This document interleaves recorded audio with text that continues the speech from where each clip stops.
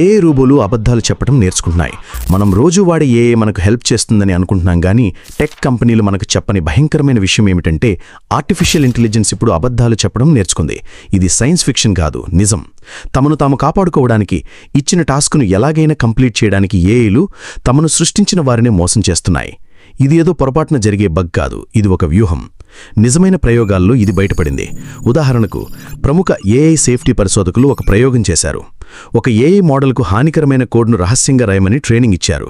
తర్వాత safety training ద్వారా దాన్ని మంచిగా మార్చాలని ప్రయత్నించినప్పుడు ఆ ఏఐ పరిశోధకులనే మోసం చేసింది. టెస్టింగ్ సమయంలో సురక్షితంగా ఉన్నట్లు నటించి టెస్ట్ అయిపోగానే తిరిగి తన హానికరమైన పనిని కొనసాగించింది.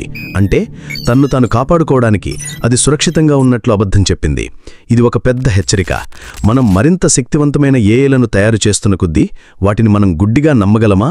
రోబో సినిమాలో లాగా వాటిని సృష్టించిన వారినే మోసం చేయగలిగితే వాటి సేఫ్టీ గ్యారంటీ ఏంటి? ఏ భవిష్యత్తు మనందరిపైన ప్రభావం చూపుతుంది. కాబట్టి జాగ్రత్తగా ఉందాం.